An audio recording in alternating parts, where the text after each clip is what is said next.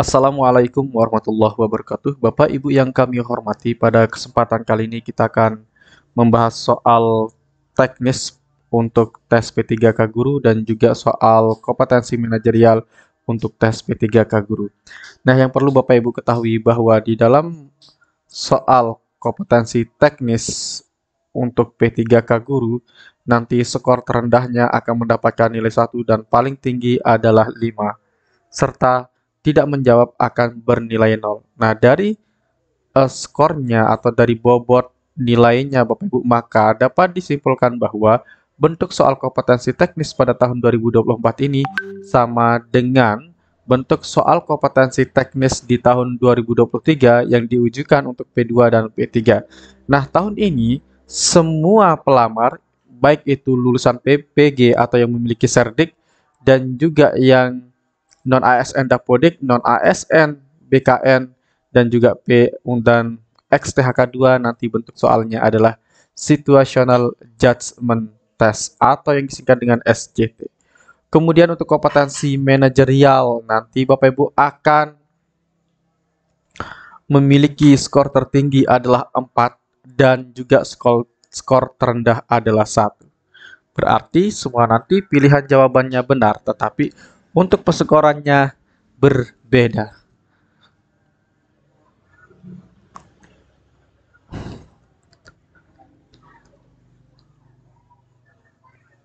Baik, Bapak Ibu, sekarang kita akan bahas soal yang pertama untuk soal Situational Judgment Test. Seorang guru ingin membangun hubungan yang baik dengan siswa. Salah satu cara yang efektif adalah dengan titik-titik. Nah, Bapak Ibu, di dalam menjawab soal situational judgment test, kalau di pengertiannya itu dijawab sesuai pengalaman. Tetapi saya garis bawahi adalah Bapak Ibu jangan memilih jawaban yang sesuai pengalaman yang pernah Anda lakukan. Sesuai pengalaman yang dimaksud adalah yang tidak ideal. Nah, maka nanti Bapak Ibu pilihlah jawaban yang paling ideal, tindakan yang paling ideal di soal situational judgment test. Ya. Nah, maka untuk soal ini Bapak Ibu, seorang guru ingin membangun hubungan yang baik. Nah, di sini yang akan diminta adalah bagaimana Anda mampu melakukan hubungan yang baik dengan siswa. Apakah A. Menjaga silaturahmi dengan orang tua siswa? Nah, untuk jawaban A, Bapak Ibu, otomatis jawaban A ini kita eliminasi. Kenapa? Karena ini tidak terkait dengan membangun hubungan yang baik dengan siswa. Tetapi jawaban A ini lebih mengarah kepada menjaga hubungan baik dengan orang tua siswa, bukan dengan siswa. Nah, kalau dengan orang tua siswa, Bapak Ibu, maka itu bukan tugas utama seorang guru. Tugas utama seorang guru adalah membangun hubungan baik dengan siswanya, bukan dengan orang tua siswa. Nah, boleh Bapak Ibu kita membangun hubungan baik kita dengan orang tua siswa itu tidak dilarang, tetapi diingat kita harus sesuaikan dengan apa yang ditanyakan di dalam soal. Dan Bapak Ibu harus mampu berpikir logika ketika nanti Bapak Ibu menghadapi soal situational judgment test ini ya. Nah, Bapak Ibu, untuk soal situational judgment test itu kami sudah sediakan bukunya yang Bapak Ibu bisa beli di toko Shopee kami di Marumat. Link pembelian ada di deskripsi, nanti Bapak Ibu tinggal klik linknya saja ya. Nah, soal P3K Guru Situational Judgment Test ini kami lengkapi dengan situational judgment test, manajerial, sosiokultural, dan juga wawancara. Nah, ini bagi semua pelamar Bapak Ibu, baik itu XTHK 2, non-ASN Data BKN, non-ASN Dapodik, dan juga lulusan PPG. Baik, kita kembali ke laptop. Jawaban B, melibatkan diri dalam kehidupan siswa. Nah, jawaban B ini Bapak Ibu, apakah kalau kita ingin membangun hubungan yang baik dengan siswa, apakah kita sebagai guru, ingat, di sini Bapak Ibu harus sudut pandangnya adalah sebagai guru. Ya, sebagai guru. Oke. Apakah kita sebagai guru akan melibatkan diri dalam kehidupan siswa sehari-hari? Nah, Bapak Ibu, ingat, posisi kita di sini adalah sebagai gurunya, bukan sebagai orang tua siswa. Nah, kalau melibatkan diri dalam kehidupan siswa itu kan nanti lebih kepada tugas dari orang tuanya. Nah, kalau kita sebagai gurunya Bapak Ibu, maka kita sesuaikan dengan tugas kita sebagai guru. Ya. Nah, maka jawaban B itu tidak tepat, Bapak Ibu ya. Maka kita eliminasi. Nah, maka oleh sebab itu tadi Bapak Ibu saya katakan, kita harus mampu berpikir logika untuk memilih jawaban pada soal situational judgment test. Jawaban C. Mendengarkan permasalahan siswa dengan empati. Nah, untuk jawaban C, Bapak Ibu,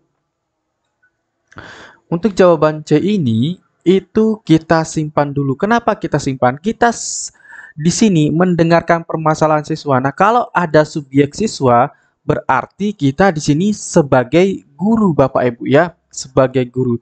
Nah, siapa yang mendengarkan permasalahan siswa? Tentu adalah seorang guru. Nah, Anda sebagai guru itu mendengarkan permasalahan siswa dengan empati. Apa artinya empati? Yaitu memiliki rasa atau ikut merasakan apa yang dia rasakan, itu artinya empati. Nah, jawaban C kita akan simpan. Yang D, bersedia dihubungi setiap saat. Nah, apakah kita harus bersedia dihubungi setiap saat, Bapak Ibu? Nah, tidak, Bapak Ibu ya. Maka jawaban D ini kurang tepat, dan di sini juga tidak ada terkait dengan cara membangun hubungan yang baik itu ya. Kalau caranya itu kan bisa empati, bisa bekerja sama, dan lain sebagainya. Maka jawaban D ini kita eliminasi. Jawaban E, melaksanakan pembelajaran dengan kreatif dan inovatif. Nah, kalau nanti pertanyaan di dalam soalnya Bapak Ibu terkait dengan eh, pembelajaran yang menarik bagi siswa, maka nanti baru kita bisa pilih kreatif dan inovatif. Tetapi di dalam soal yang ditanyakan adalah membangun hubungan baik. Nah, maka jawaban E ini pasti salah. Maka jawaban yang tepat adalah jawaban yang C. Kita lanjut ke soal berikutnya, Bapak Ibu ya. Dalam pembelajaran, seorang guru perlu memotivasi siswa untuk memiliki minat terhadap materi yang diajarkan. Salah satu cara yang dapat dilakukan adalah titik-titik. Nah, di sini Bapak Ibu, di soal ini kita diminta untuk memotivasi siswa untuk memiliki minat terhadap materi yang diajarkan. Nah, bagaimana upaya kita sebagai guru untuk meningkatkan minat dari siswa-siswa kita ini? Ya, bagaimana caranya agar mereka berminat untuk belajar? Nah, kita lihat untuk pilihan jawaban yang A. A. Menjelaskan materi pembelajaran pada siswa dengan semangat. Oke, boleh kita simpan. Di sini materinya itu dijelaskan dengan semangat. Oke, saya garis bawahi. Yang B. Melaksanakan pembelajaran dengan penuh antusias. Oke, boleh kita simpan juga Bapak Ibu. Di sini terlihat jawabannya benar ya, tapi nanti kita penskoran. Mana yang paling tepat? Yang C. Menciptakan suasana belajar yang menyenangkan dan menarik. Oke, yang C juga kita simpan Bapak Ibu. Yang D. Menyenangkan hati siswa kapan saja. Nah, kalau menyenangkan hati siswa itu kapan saja Bapak Ibu, ini kan kalau sudah kapan saja itu kan dimanapun Bapak Ibu, kapan saja kita harus senangkan, misalkan di rumah kita senangkan. Nah, apakah setiap saat kita menyenangkan hati siswa kita? Tentu tidak Bapak Ibu ya. Maka jawaban D ini kita eliminasi Bapak Ibu ya. Karena itu tidak sesuai dengan pembelajaran. Jawaban E, melakukan pembelajaran sesuai dengan model pembelajaran dan metode yang terbaru. Nah, jawaban E juga boleh kita simpan Bapak Ibu ya. Oke. Nah, mana yang paling tepat? Apakah A, B, C, atau E? Nah, kita lihat dulu untuk jawaban A. Di jawaban A, menjelaskan materi dengan semangat. Nah, kalau di sini Bapak Ibu sudah jelas ada kata menjelaskan. Kalau menjelaskan itu metodenya adalah ceramah. Sedangkan di sini metode ceramah itu tidak terlalu efektif untuk memotivasi siswa di dalam meningkatkan minat belajarnya, ya. Maka jawaban A kita eliminasi. Jawaban B melakukan pembelajaran dengan penuh antusias. Nah, di sini penuh antusias, tetapi antusiasnya itu dalam bentuk apa, Bapak Ibu ya? Dalam bentuk bagaimana cara mengajarkan agar dia lebih antusias atau lebih berminat untuk belajar, maka jawaban B kita eliminasi. Nah, di sini ada dua pilihan jawaban yang nilainya besar, Bapak Ibu, antara jawaban C dan juga jawaban E. Kita akan bandingkan, Bapak Ibu. Nah, yang C menciptakan suasana belajar yang menyenangkan. Oke, kalau mereka siswa sudah senang dalam belajarnya, Bapak Ibu, ya. Kalau siswa sudah senang dalam belajarnya, maka dia ada minatnya untuk belajar. Kemudian menarik. Nah, kalau sudah menarik Bapak Ibu untuk suasana belajarnya itu juga ada minatnya. Minatnya akan bagus. Kemudian jawaban E, melakukan pembelajaran sesuai dengan model pembelajaran dan metode yang terbaru.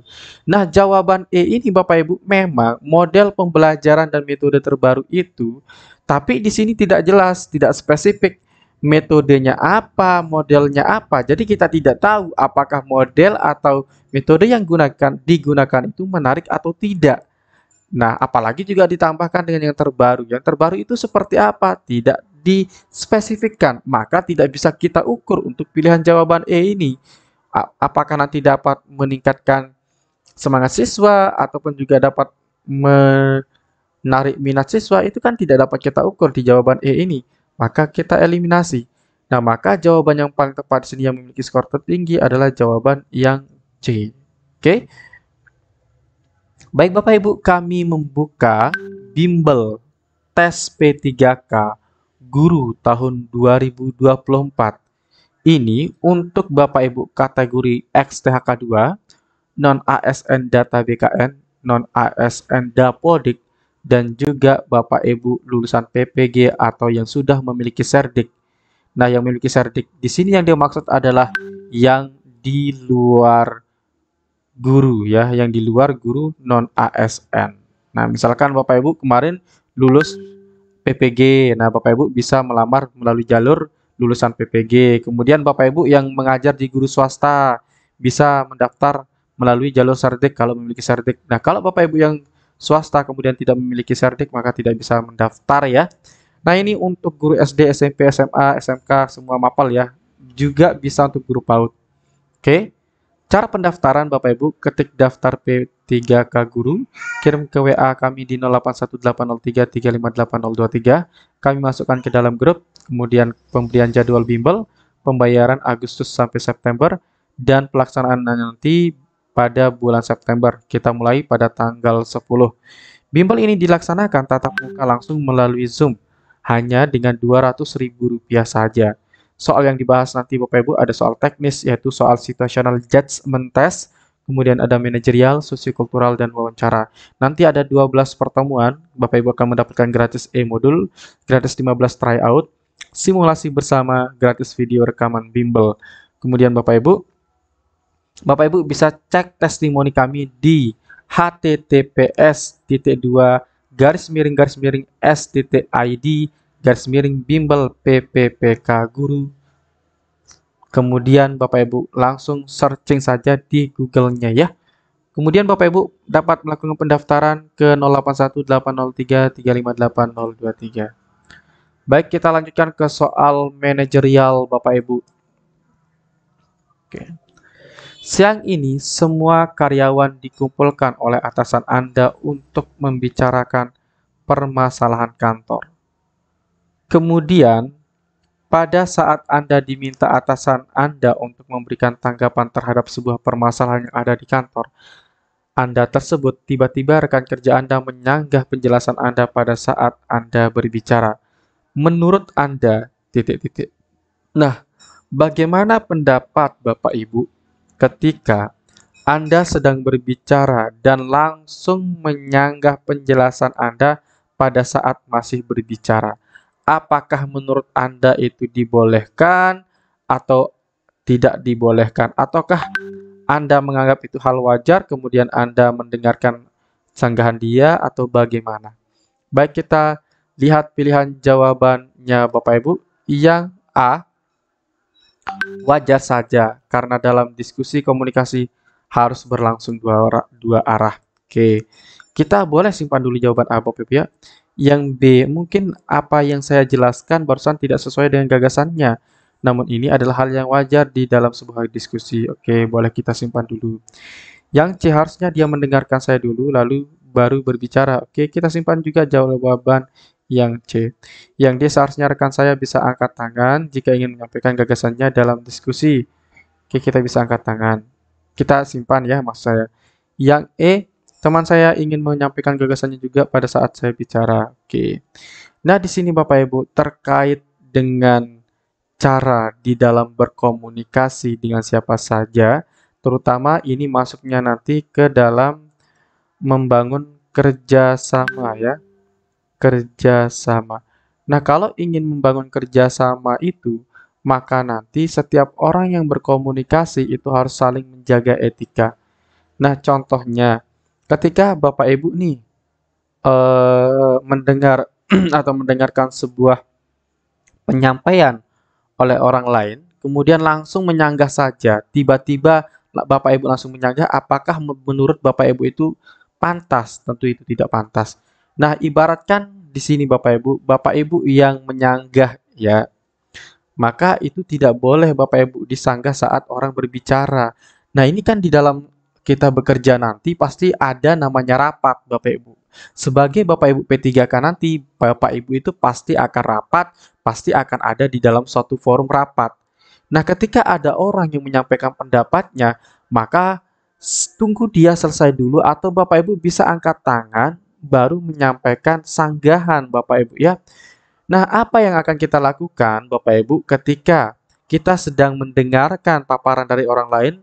Apakah kita tunggu sampai selesai baru kita sanggah atau kita sanggah langsung pada saat dia sedang berbicara? Nah, sebaiknya Bapak Ibu di dalam melakukan membangun kerjasama dengan orang lain, maka ada yang namanya saling menghargai hak dan juga tanggung jawab. Nah, ketika orang sedang berbicara, maka kewajiban kita adalah mendengarkannya. Ketika kita sedang berbicara, maka hak kita adalah didengarkan. Nah, begitu juga Bapak Ibu, rekan kerja Anda tersebut di dalam soal ini ya, rekan kerja Anda tersebut seharusnya dia memiliki kewajiban untuk mendengarkan orang yang sedang berbicara. Dan orang yang berbicara juga memiliki hak untuk didengarkan. Nah, maka itu nanti akan menjalin kerjasama yang baik. Nah, kalau kita langsung tiba-tiba menanggapi atau menyanggah penjelasan orang lain saat dia berbicara, itu tidak bagus di dalam organisasi, di dalam kita bekerja, Bapak Ibu ya. Nah, maka jawaban A, kalau kita anggap wajar saja, ini kita eliminasi saja ya. Yang B, mungkin apa yang saya jelaskan barusan tidak sesuai dengan gagasannya, namun ini adalah hal yang wajar, sama dengan jawaban A, kita eliminasi. Jawaban C, harusnya dia mendengarkan saya dulu, lalu baru berbicara. Nah, ini yang namanya kita akan mampu membangun kerjasama. Orang akan lebih senang ketika dia sedang berbicara didengarkan, dan dia ketika mendengar orang bicara, dia berkewajiban untuk mendengarkan ya. Jadi nanti antara hak dan kewajiban itu akan seimbang. Oleh sebab itu nanti kalau hak dan kewajiban seimbang, maka kerjasama akan berjalan dengan baik. Jawaban D, seharusnya rekan saya bisa angkat tangan jika ingin menyampaikan gagasannya dalam diskusi. Nah, ini boleh saja Bapak Ibu, tetapi kalau kita lihat dari situasi dalam soalnya, maka ini nanti skornya di bawah jawaban yang C. Kemudian yang E, teman saya ingin menyampaikan gagasannya juga pada saat saya berbicara. Nah, ini juga kurang tepat Bapak Ibu ya. Nah, jadi pendapat kita yang paling tepat adalah jawaban yang C. Harusnya dia mendengarkan Bapak Ibu dulu, baru dia bisa berbicara ya.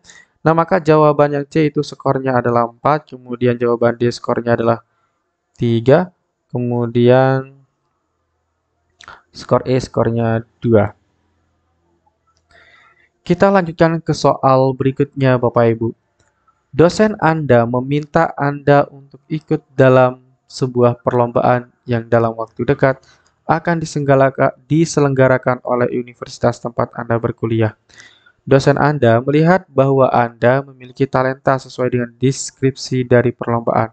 Akan tetapi, Anda tidak menyadarinya. Sikap Anda adalah titik-titik. Nah, di dalam soal Bapak Ibu, di sini dosen menilai kita memiliki talenta. Nah, karena dosen melihat kita memiliki talenta, maka dia meminta kita untuk mengikuti perlombaan yang dalam waktu dekat akan diselenggarakan oleh universitas.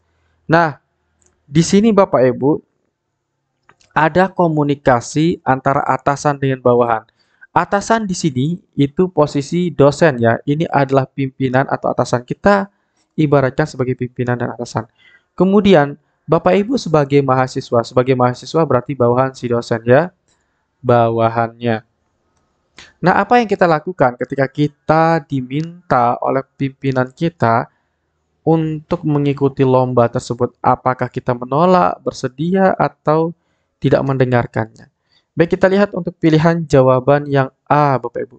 Berterima kasih kepada dosen tersebut karena telah memuji Anda sebagai seorang yang bertalenta.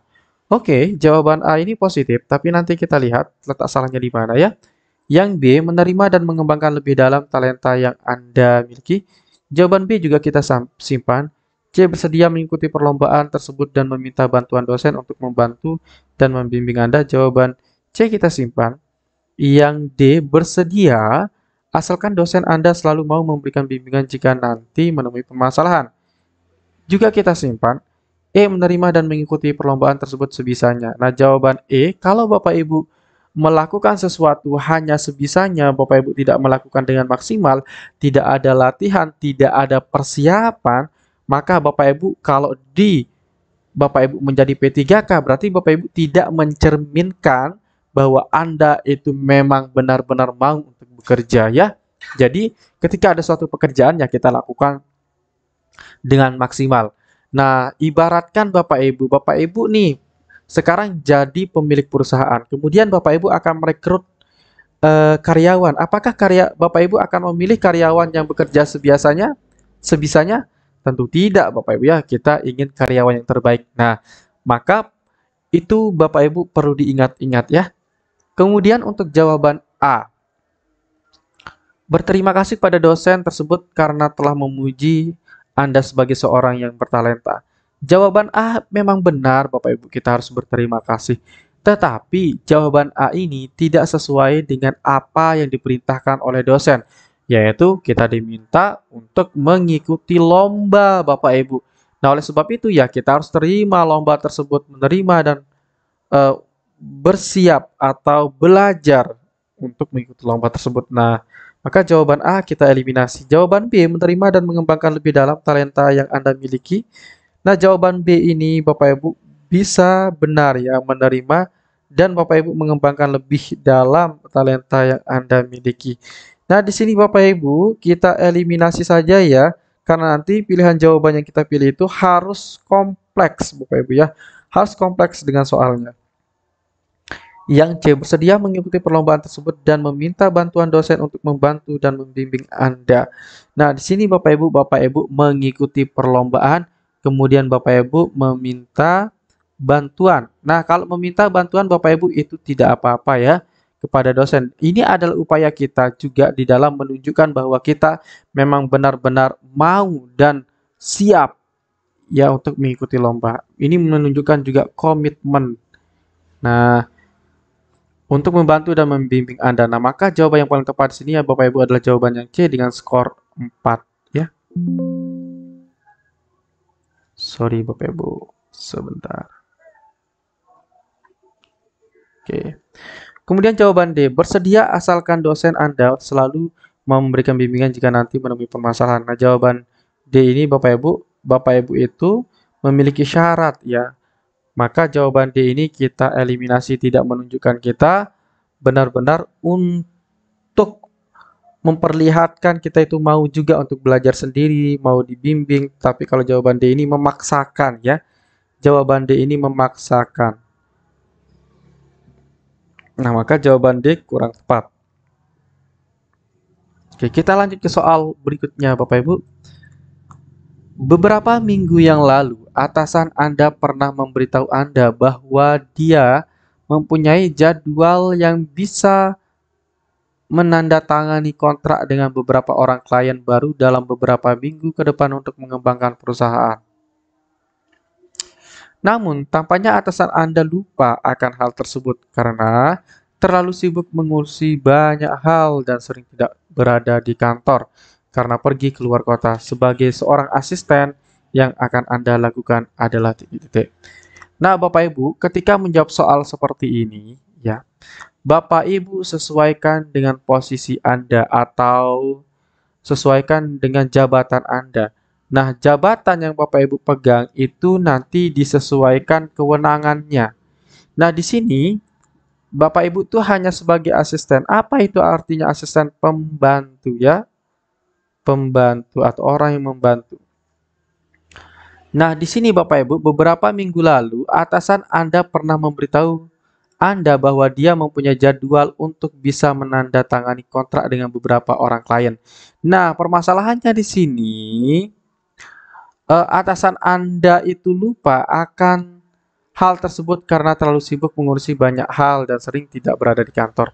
Nah, apa yang akan kita lakukan kepada si atasan kita ini yang lupa terhadap tugasnya, yaitu yang lupa akan janjinya dengan perusahaan lain? Apakah kita akan diam saja, atau kita mengingatkan atau membuat rencana dan lain sebagainya? Yang mana paling tepat, Bapak Ibu?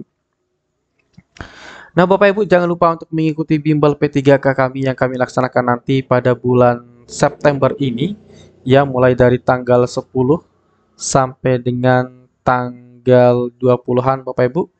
Nah, Bapak Ibu nanti bisa mendaftarkan diri dengan cara ketik daftar P3K Guru, kirim ke WhatsApp kami di 081 803 358 023.